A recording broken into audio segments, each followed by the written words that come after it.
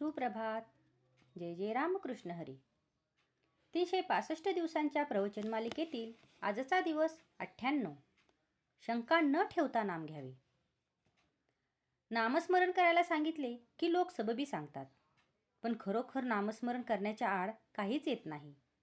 काम करीत असताना सुद्धा उगाचच इतर विचार मनात येतातच ना. मग तसेच नामस्मरण करायला कोणती अडचण आहे? उगाच दुसरे विचार करण्यापेक्षा भगवंताचे नाम घ्यावे हे बरे नाही का? वेळ सापडताच तो व्यर्थ गप्पा गोष्टीत न घालवता नामस्मरण करावे. श्रद्धा ठेवून करावे. 2 प्रवासी पायी जात होते. त्यांना भूक लागली. जाताना एक आमराई लागली. त्यांनी मालकाला विचारले, आंबे घेऊ का? मालक म्हणाला, 15 मिनिटात जितके आंबे खाता येतील तितके खा. दोघांपैकी एक होता तो मालकाजवळ चौकशी करू लागला. या शेताला पट्टी किती, मालक कोण वगैरे पुष्कळ विचारपूस करू लागला. दुसरा मात्र भराभर आंबे खाऊ लागला. इतक्यात 15 मिनिटे झाली.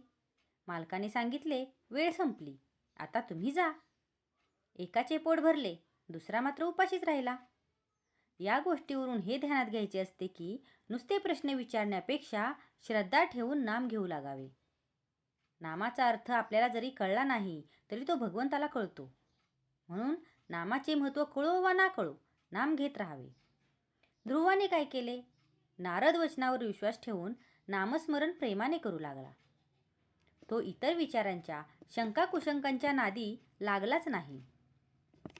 एक तत्व नाम हेच त्याने धरले. म्हणून त्याला नारायण प्रसन्न झाला. संत निस्वार्थी असतात, ते तळमळीने सांगतात. त्यावर आपण श्रद्धा ठेवावी आणि नाम घ्यायला सुरुवात करावी आणि अखंड नामातच राहावे. नाम किती दिवस घेत राहावे? तर नाम सोडावेसे वाटत नाही तोपर्यंत ते घ्यावे. नामात रंगून जाईपर्यंत नाम घ्यावे. नामस्मरणात एकदा रंगला की नाम सुटणारच नाही. भगवंताचे नाम हे श्रेष्ठ आहे. त्या नामात रंगेल तोच खरा.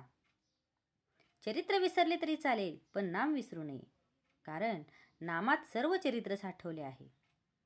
ज्ञान, उपासना, कर्म वगैरे मार्ग आहेत, पण नामस्मरण हे सर्वात सोपे साधन आहे. एक मोठा किल्ला होता. तो अभेद्य होता. मुंगीलाही आत प्रवेश होणे अशक्य असा तट होता. पण त्या दरवाजाला त्याला एक मोठा दरवाजा होता. त्या दरवाजाला एक मोठे कुलूप होते. एकाला त्याची किल्ली मिळाली. मग प्रवेश सुलभ झाला. तसे नाम ही किल्ली आहे. परमार्थ कितीही कठीण असला तरी नामाने तो सुसाध्य असतो. नामावर प्रेम आणि श्रद्धा बसत नाही अशी तक्रार करतात. संत वचनावर विश्वास ठेवून अखंड नाम घ्यावे, त्यानेच समाधान होईल. आपण रोज उठल्यावर भगवंताचे स्मरण करण्याचा एक नियम ठेवावा.